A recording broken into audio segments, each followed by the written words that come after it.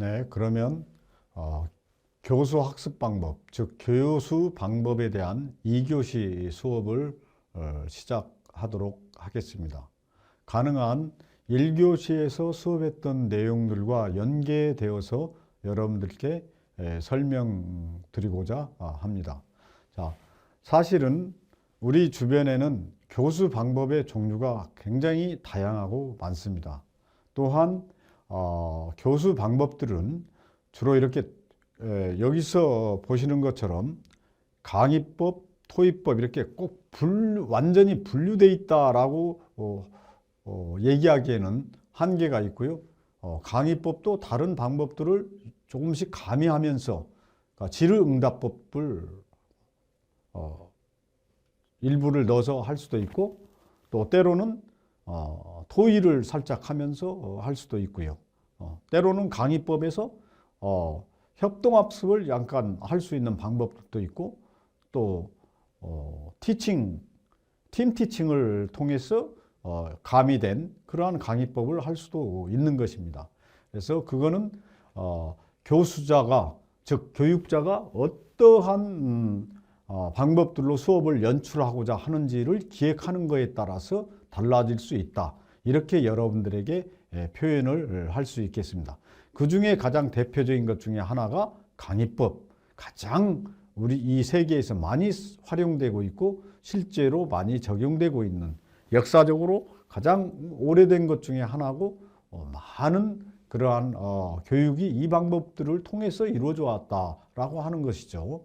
다음 토익법. 우리는 앞으로 토익법은 계속 더 많이 적용될 것이고 또 교육 현장에 더 많이 활용될 것이다. 그다음에 플립드 러닝은 주로 이제 인터넷이 발달이 되고 다양한 매체들이 개발이 되고 원거리에서도 우리가 수업을 교육을 할 수 있는 그런 방법들이 생기면서 플립드 러닝이 최근에 5년 전부터 혹은 10년 전부터 다양하게 활용이 돼 오고 있다. 또한 협동학습 방법도 아주 과거로부터 옛날부터 이루어져 왔다. 서로 협동하는 학습 체제를 얘기하는 것입니다.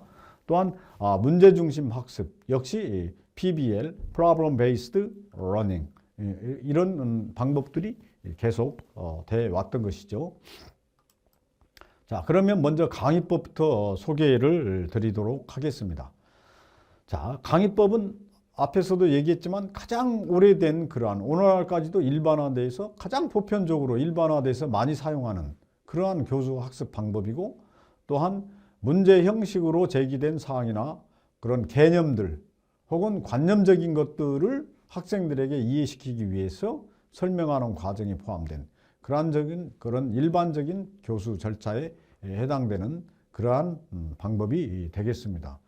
그런 것만큼 강의법만큼 다양한 또한 설명들이 있을 수 있겠습니다. 더 구체적으로 보면 자, 장점은 정해진 시간 안에 다양한 지식을 가능한 많은 그런 학습자들을 대상으로 동시에 전달할 수 있다.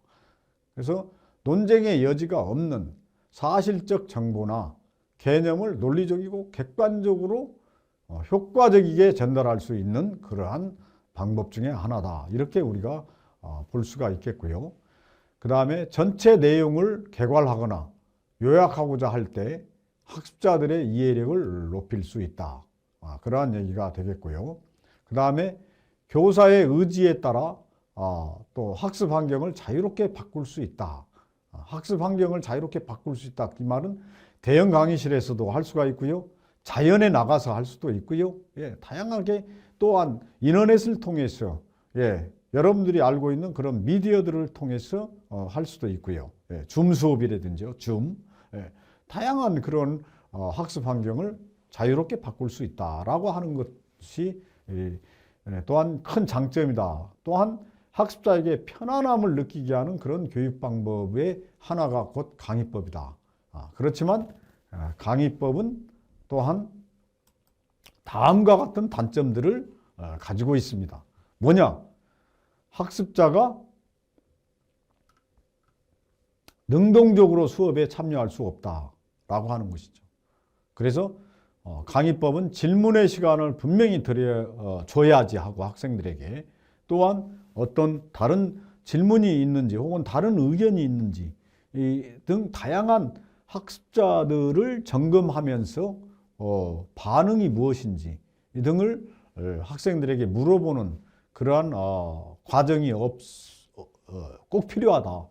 그런 과정이 없으면 실패하기 쉬운 그런 강의법 중에 하나다.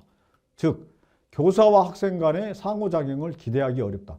그러니까 기대하기 어려운 만큼 어떻게 돼야 돼요? 상호작용을 하려고 노력을 해야 된다. 그런 얘기가 되는 것이죠. 그다음에 교사의 능력이나 준비가 학습자에게 미치는 영향이 크다. 그만큼 강의법은 아무나 할 수 있는 그런 게 아니다. 그만큼 더 전문적이고 학생들에게 언어로서 자극을 줄 수 있는 그러한 준비가 돼 있어야 된다라고 하는 것을 우리는 알고 있어야 됩니다. 또한 강의를 위한 매뉴얼을 제작해서 내용을 숙지하여 강의를 진행해야 한다. 강의를 위한 매뉴얼을 제작하여 내용을 숙지해서 강의를 진행해야 된다라고 하는 그러한 얘기가 되겠습니다. 자, 토의법이 이제 두 번째로 토의법을 한번 보죠. 토의법, 디스커션. 그러니까 토의한다, 토론한다. 어떤 결과, 어떤 주제를 가지고 어떤 결과로에 도출을 해야 된다. 라고 하는 그런 핵심적인 건데 가장 상호작용이 활발하다. 자, 학습자 간, 교사와 학습자 간의 정보, 의견, 아이디어 등을 나누는 상호작용을 통해 문제를 해결한다. 라고 얘기를 하고 있습니다. 즉 학습자의 역할과 활동을 중요시하고 또 학습자와 교사와 학습자, 교사와 학습, 학습자 간의 언어적인 상호작용에 의해 언어적인 상호작용이다. 그랬어요. 그래서 강의법이 되는 겁니다.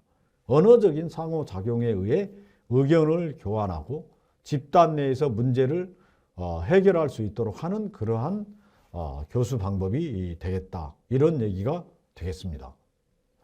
그래서 이러한 토의법에는 여러 가지의 방법들이 있습니다. 변형된, 그러니까 토의법은 한 가지만 있는 게 토의법은 여러 가지 변형된 상태로 토의법을 진행할 수가 있는데 그 중에 하나가 배심 토의입니다. 패널 토의라고 하죠. 패널 디스커션. 그래서 주제에 대해 의견을 달리하는 대표자를 선정하여 사회자의 안내로 토의한다. 그렇게 얘기가 될 수 있고요. 버즈 토의. 버즈 토의. 이 버즈라고 하는 말을 사용하는 건 왜 그러느냐. 마치 벌떼가 윙윙 되는 것처럼 벌이 막 많이 모이면 윙윙윙윙 소리가 납니다. 그런 것처럼 여러 사람들이 모여서 그렇게 여러의 의견들을 토출해내는 그러한 방법들이다 해서 버즈 디스커션 이렇게 표현을 합니다. 그래서 소집단으로 나누어 토의하는 형태로 전체 구성원이 적극적인 형태로 참여를 한다. 토의법을 하는데 말을 하지 않고 가만히 서로 보고만 있다면 이거는 토의법에 실패한 것이죠. 그 다음에 공개 토의. 자, 이 공개 토의는 어떤 정책 사항이라든지 혹은 정치적인 행위라든지 혹은 교육 과정에서 교육상에서 어떤 내용을 갖고 다양한 의견들을 표출하면서 학습 내용을 해나가는 그런 것들이죠. 그래서 일렘이 공개 토의, 즉 퍼블릭 디스커션은 1 내지 2명의 발표자가 주어진 시간 내에 공개적인 발표를 한 후 그 내용을 중심으로 발표자와 청중 사이에 질의응답 과정을 통해 토의하는 그러한 형식이다. 이렇게 봅니다. 그 다음에 심포지엄. 심포지엄은 여러분들 심포지엄이라는 말을 많이 사용합니다. 그럼 심포지엄의 특징은 뭐냐? 바로 이겁니다.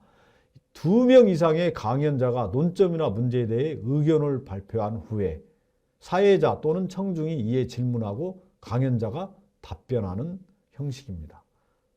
주로 학술대회에서 이러한 심포지엄을 많이 활용하고 있다. 이렇게 우리가 볼 수가 있겠죠. 그런 얘기가 되겠습니다. 자, 토의법의 장점은 뭐냐? 그래서 스트롱 포인트는 뭐냐? 개방적인 의사소통과 협조적인 분위기 속에서 학습자의 적극적인 참여를 통해 학습 동기와 흥미를 유발할 수 있다라고 하는 것입니다. 예.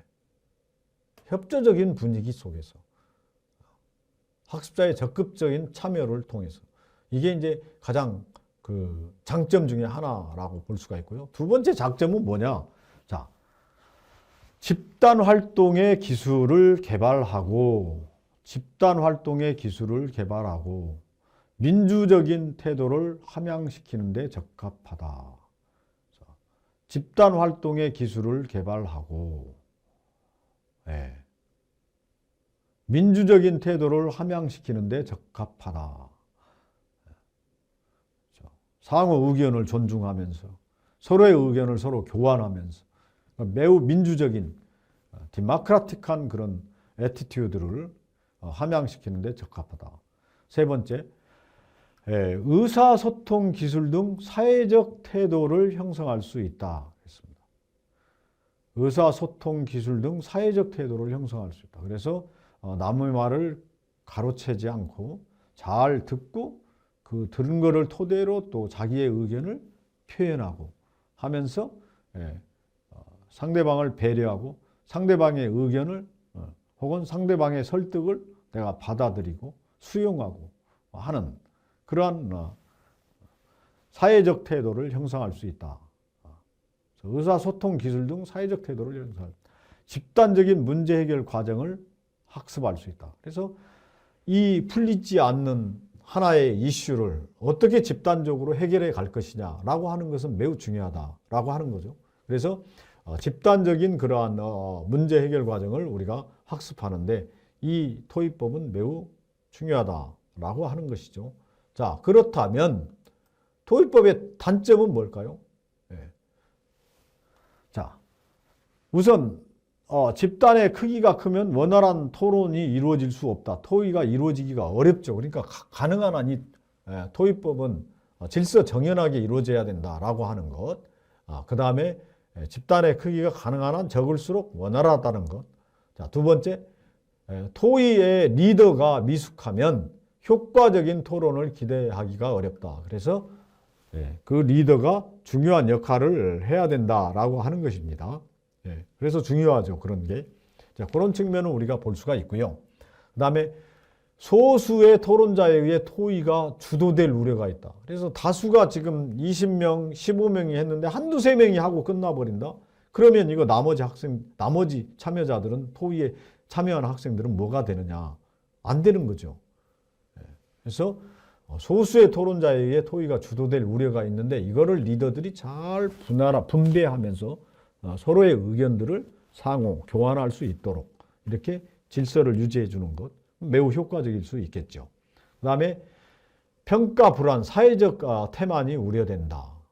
그래서 이런 것들은 좀 이제 토의를 평가를 하게 된다. 그러면은 평가에 불안을 느끼니까 뭐 아무 의견도 없이 적절한 의견도 아닌데도 엉뚱한 얘기들을 그냥 말처럼 하고 표현을 해내는 혹은 가만히 있게 되니까 말을 안 하고 가만히 있게 되니까 어떤 태만, 적극성이 전혀 없는 거죠. 참여에. 그럼 학습이 태만으로 이루어지는 거죠. 자, 이런 것들이 우리에게 염려되는 그런 토의의 단점이고 또한 하나는 많은 시간이 소요된다라고 하는 그런 단점을 우리가 여기서 볼 수가 있겠습니다. 다음으로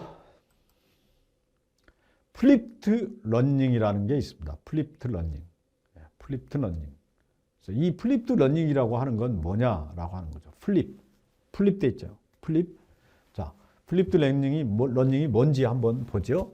자, 학습자 사이에 교사와 학습자 간에 정보, 의견, 아이디어 등을 나누는 그런 상호작용을 통해 학습 문제를 해결하는 방법이다. 이렇게 얘기를 하고 있습니다. 자, 학습자의 역할과 활동을 중요시하며 그랬습니다. 학습자의 역할과 활동을 중요시하며 교사와 학습 내용, 학습자 간의 언어적인 상호작용에 의해 의견을 교환하고 학습자 집단 내에서 문제를 해결할 수 있도록 하는 그런 교수 방법입니다. 그래서 여기까지만 보면 토익법과 아주 비슷한데요. 그렇죠? 여기까지만 보면 토익법과 아주 비슷한데, 자, 이거 다음 내용을 보면, 자, 플립드 러닝의 단계가 있어요. 단계. 자, 그러면 그 단계를 한번 주로 세 단계로 이제 나눠지는데요. 자, 그 단계가 무엇인지 한번 보죠. 자, 프리클래스. 자, 수업 전에, 오프라인 수업 전에 교수자는 학습자에게 동영상을 제공을 합니다. 그리고 이 동영상을 미리서 학습을 해보게 합니다. 이후 학습 유무를 확인하고 선행 퀴즈를 진행한다. 학습자는 동영상을 시청하고 학습 일지를 작성한다. 이게 프리클래스, 즉 플립드 러닝의 첫 번째 수업 전 단계가 되겠습니다. 이거를 하고 나면 실제로 이제 어떤 게 이루어져요? 수업이 이루어지는 거죠. 강의, 교실에서. 실제 수업에서 인클래스 단계에서는 질의응답을 서로 하게 합니다. 개별 발표를 합니다. 실험이나 혹은 사례 발표, 그 학습 내용에 따른 거를 하게 하는 거죠. 팀 활동, 퀴즈, 토론 활동, 활동 마무리 평가, 피드백, 핵심 요약 등으로 수업을 진행한다. 이런 얘기가 되겠습니다. 다음으로는 포스트 클래스. 포스트 클래스. 수업이 끝난 후에, 이후에 과제를 제시하고 성찰 일지, 무엇이 좋았고 무엇이 어려웠고 뭐가 얻었고 무엇을 이해를 잘 못했는지 등등의 성찰 일지 작성 및 소감을 발표한다. 이렇게 플립드 러닝의 단계를 우리가 볼 수가 있습니다. 그래서 이와 같은 것들을 우리가 잘 실천을 한다면 이 플립드 러닝은 매우 좋은 그런 교수 학습 방법이다. 이렇게 표현할 수가 있겠죠. 그래서 플립드 러닝의 장점을 보면 반복 학습이 가능합니다. 그렇겠죠. 여러 차례 프리클래스의 동영상을 보고 혹은 퀴즈를 풀어보고 하는 그런 반복 학습이 가능하니까 심화 학습이 가능하게 되는 겁니다. 이해가 빨라지게 되죠. 그러니까 장점 중에 굉장히 그 중요한 장점이 된다. 이렇게 말씀드릴 수가 있겠고요. 그 다음에 학습자의 수업 참여도가 상승한다. 학습자의 수업 참여도가 상승한다. 다음, 자기 주도적 학습이 가능하다. 셀프 다이렉트니스. 자기 주도적인, 자기가 주관적으로 교사가 지시한 것만이 아닌 자기가 주도하는 그런 학습을 가능하게 한다라고 하는 장점이 있습니다. 다음으로는 수없이 학습자와 교수자 간의 피드백 및 레포를 형성할 수 있다. 분위기 형성입니다. 분위기 형성.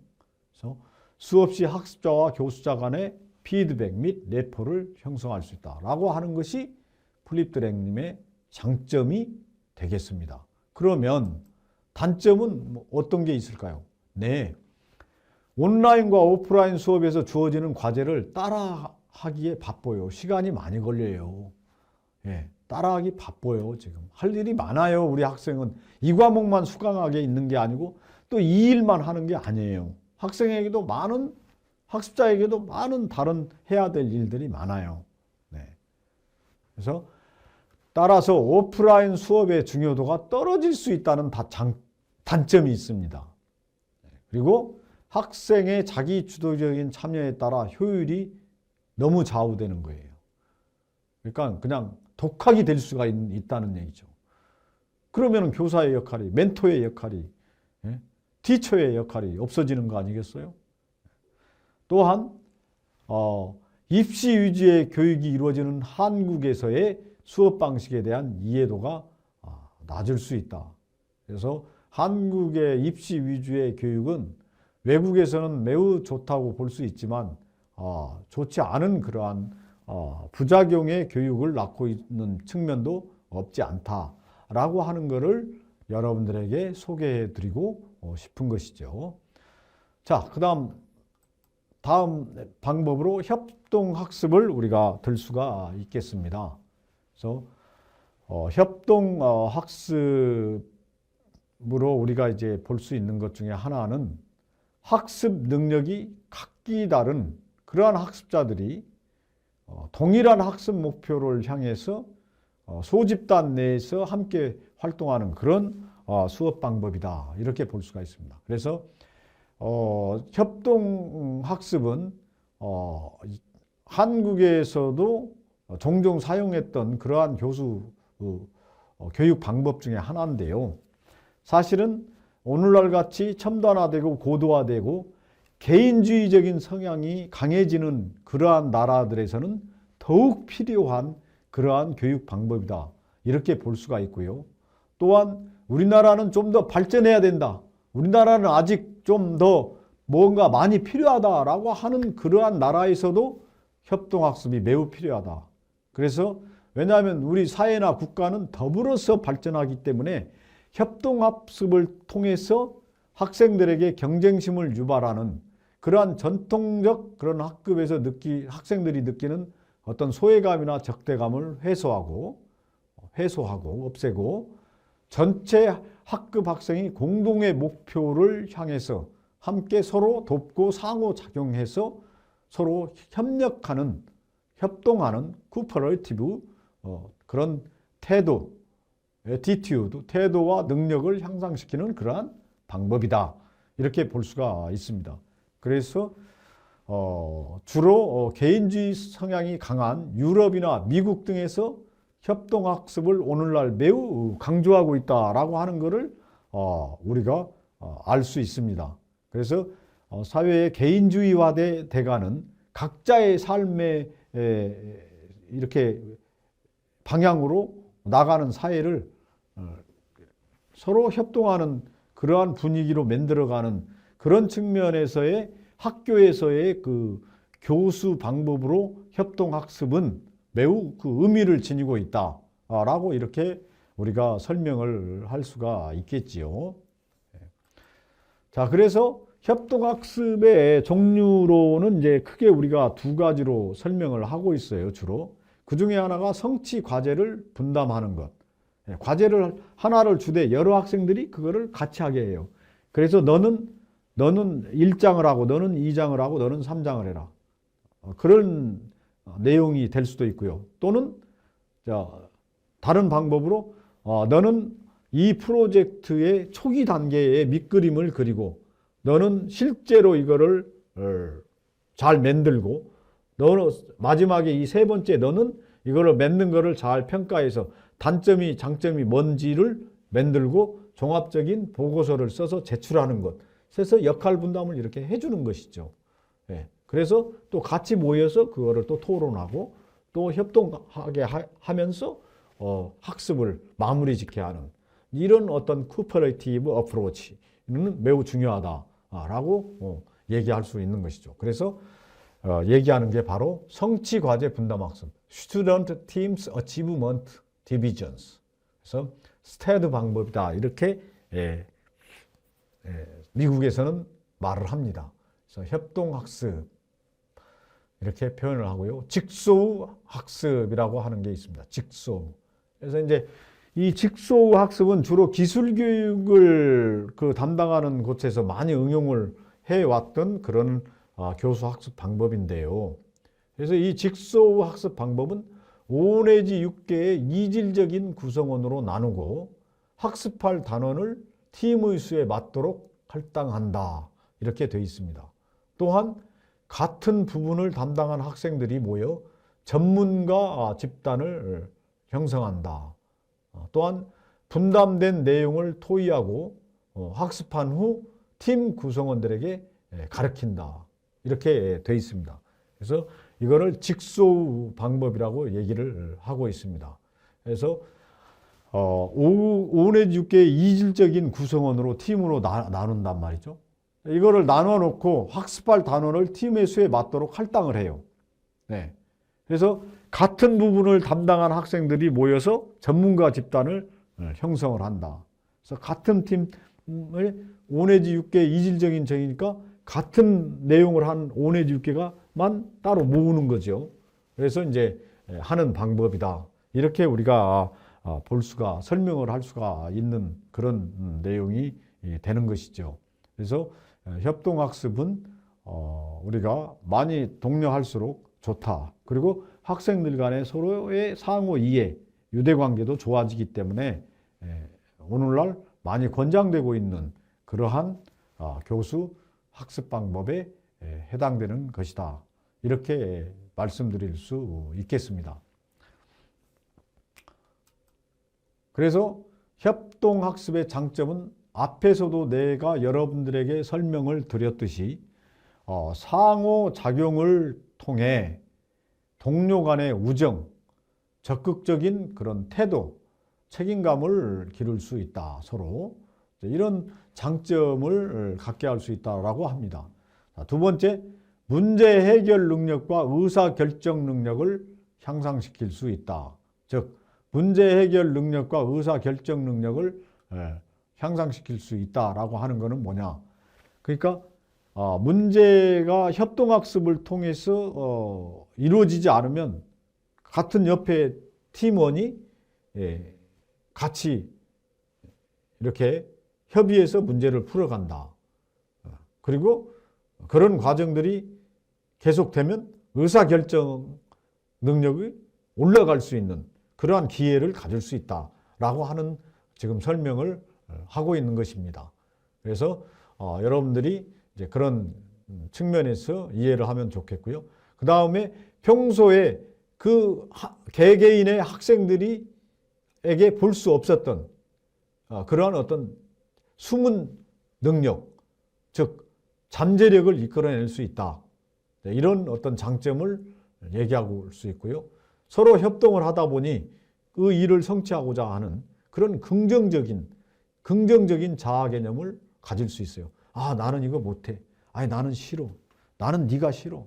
아니, 이런 과제 낸 선생님이 싫어. 이런 거보다는 우리가 잘 모여서 하니 이거 좋다. 나도 할 수 있어. 같이 해.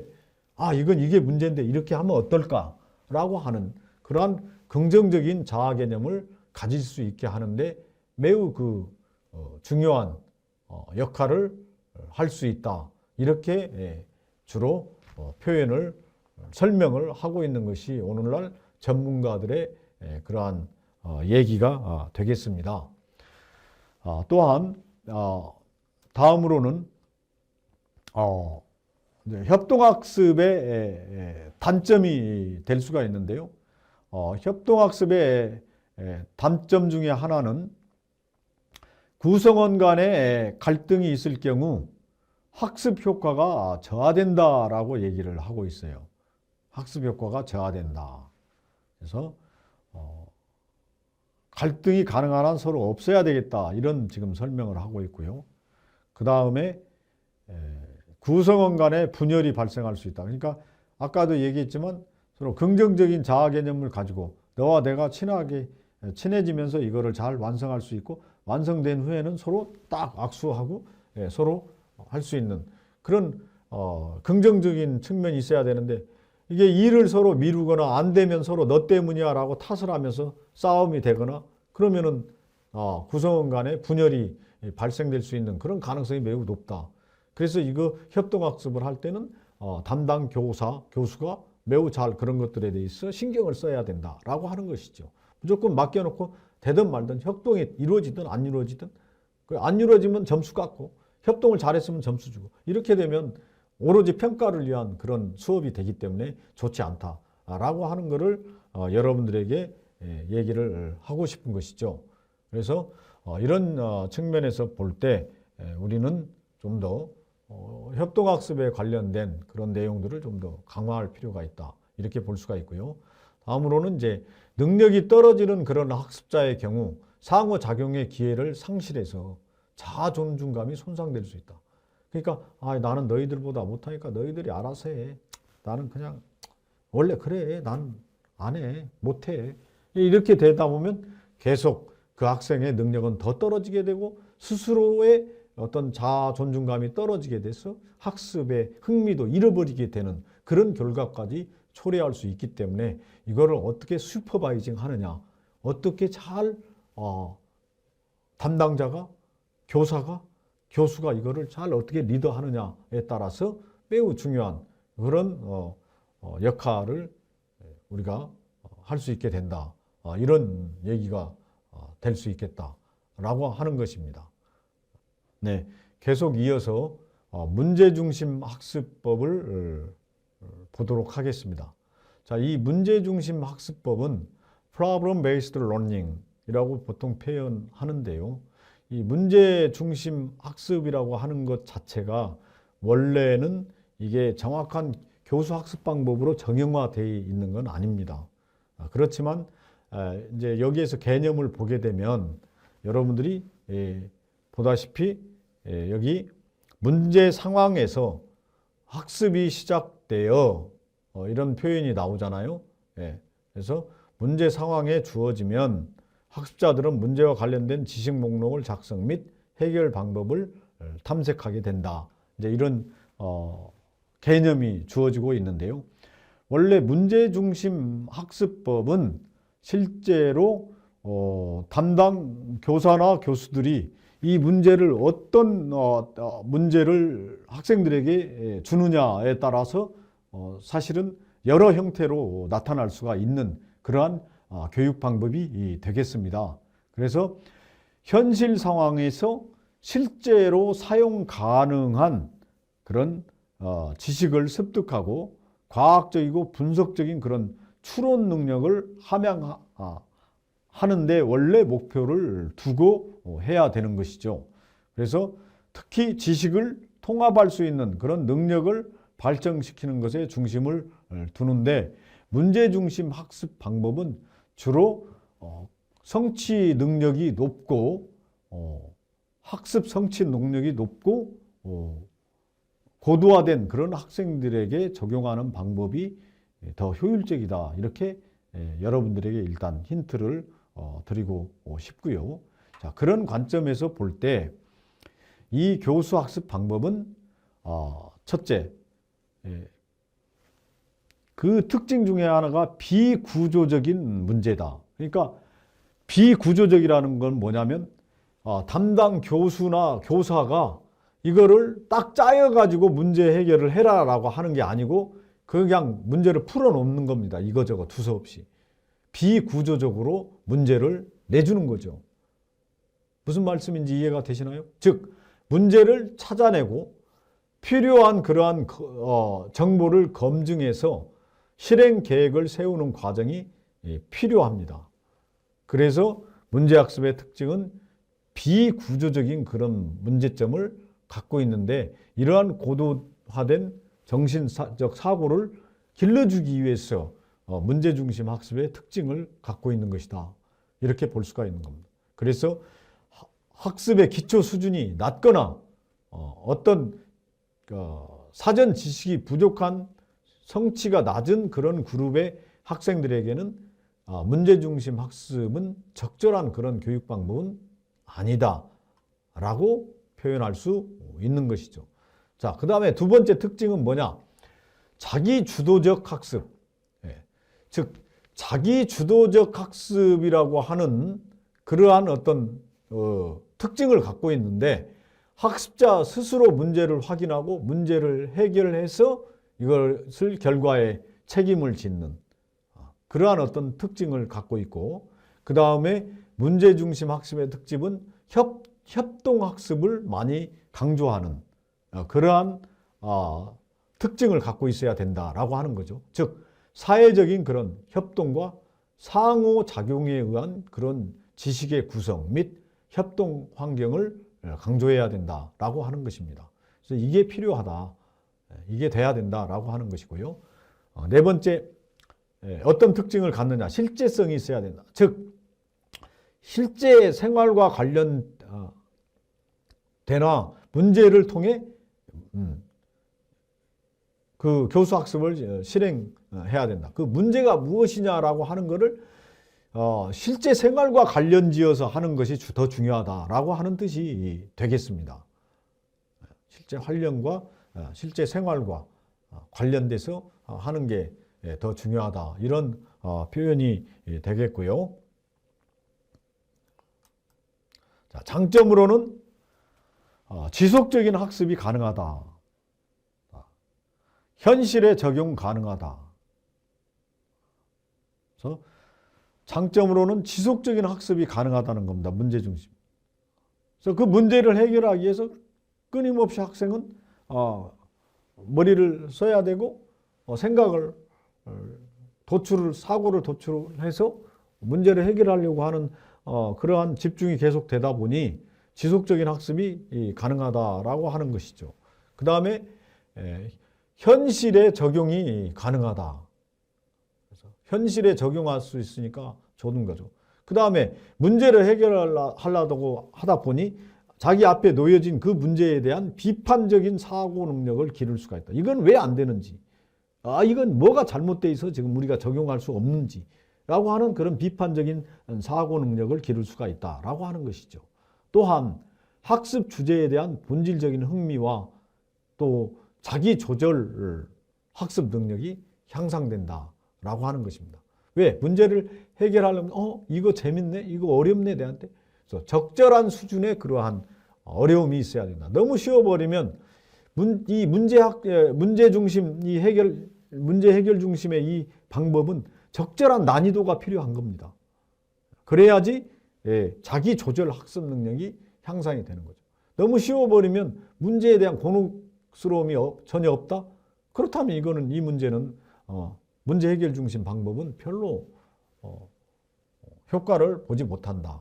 이렇게 우리가 얘기할 수 있겠습니다. 자, 단점으로는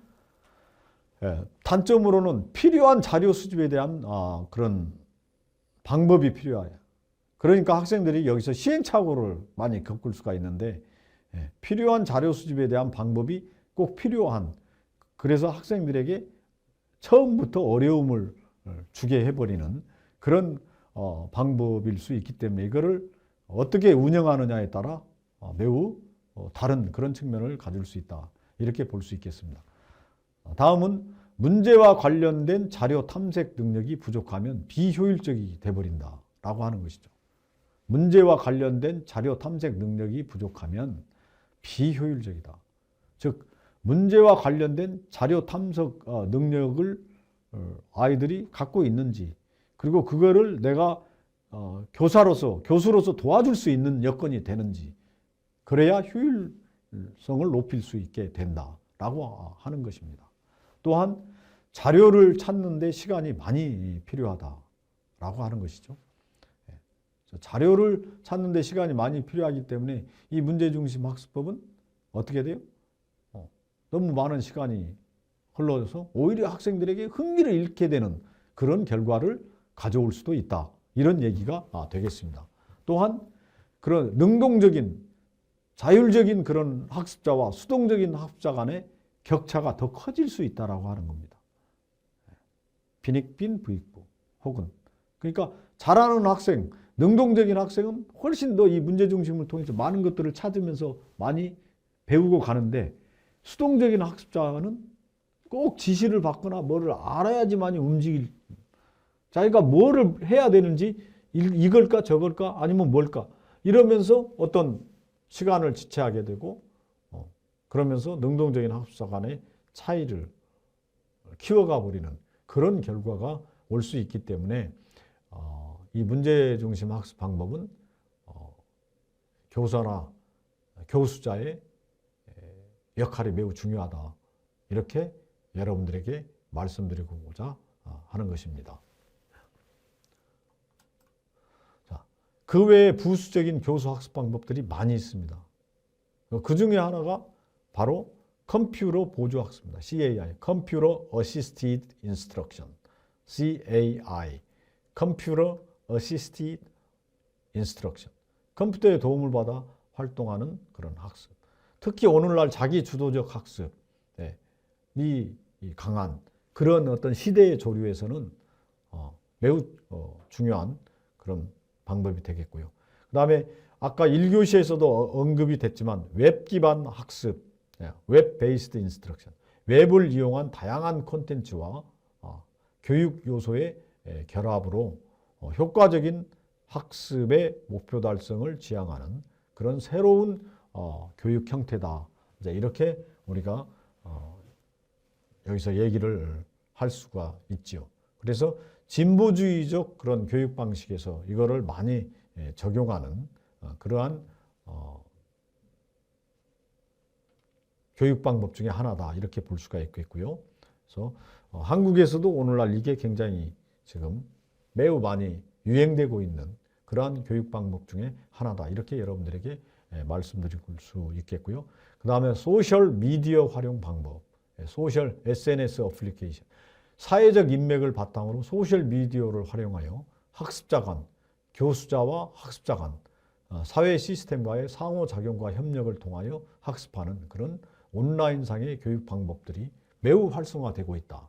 그래서 여러분들의 경우에는 어떤지, 여러분들의 경우에도 이러한 어떤 교육 방법들을 통해서 학생들이 보다 더 자기 주도적인 학습들을 해 나가고 그럼으로써 학교의 교육과정과 밀접하게 급성장하는 그런 학생들의 교육 방식이 오늘날 더 기대되고 있다. 이렇게 말씀드릴 수가 있겠습니다. 또한 게임 기반 그런 학습, 그래서 교수자의 직접적인 그런 관여 없이 학습자가 독립적으로 교육 내용과 컴퓨터 게임이 결합되어 있는 그런 교육용 컴퓨터 게임을 이용하여 학습 목표에 도달하는 그러한 학습이 되겠습니다. 자, 마지막 부분으로 여러분들에게 퀴즈를 한번 내보도록 하겠습니다. 자, 교수 방법에서 일반적으로 교수 학습 방법의 선택 기준이 아닌 것은, 그래서 우리가 1교시에서도 말씀을 드렸듯이 학습자에 대한 사항들은 매우 중요합니다. 두 번째, 학습 내용에 따라서, 교육 내용에 따라서 교육 방법이 굉장히 종속적이다. 그다음에 교수자의 교육관, 철학, 열정이 매우 중요하다. 따라서 교육 제도는 크게 선택 기준이 돼서는 안 된다. 그래서 교육 제도가 여기서는 답이 되겠고요. 그 다음에 설명식 강의법의 학습 진단으로 옳은 것은 1인, 10인, 20인, 40인 이상. 그래서 4번이 답이 되겠습니다. 자, 학습 정리를 해보면요. 자, 효율적인 교수 방법은 수업 내용과의 적합성, 학습 능률을 증진, 심리적 적절성 등이 고려되어야 한다라고 하는 것을 말씀을 드렸고요. 또한 올바른 그러한 효율적인 교수 방법 선택을 위해서는 학습자, 학습 내용, 교육 환경, 교수자의 교육관 등이 특히 고려되어야 된다라고 하는 것입니다. 또한 오늘날 교수 방법은 학급 경영 방법의 기본적 원리 및 교육공학적 방법까지 포함해서 어우러져야 된다라고 하는 것입니다. 그래서 교수 방법은 교육 중에서도 핵심적인 역할을 함에도 불구하고 우리는 교육 방법에 대해서 일반적으로 심사숙고하지 않고 주변에서 일반적으로 하는 방법들만을 답습하고 있는 게 아닌가 하는 것이죠. 그래서는 안 된다. 이 교과 내용은 무엇이 있고 이렇게 전개가 돼야 되기 때문에 어떠한 교육 방법이 이러이러한 과정으로서 선택되고 활용이 돼야 되겠다라고 하는 준비가, 수업을 하기 위한 준비가 매우 결정적으로 중요하고, 따라서 교수 방법은 그때 빛을 발하게 되는 좋은 그러한 방법을 선택하게 되는 그런 결과라고 우리는 말씀드릴 수 있겠습니다. 자, 그러면 수업을 모두 마치도록 하겠습니다. 감사합니다.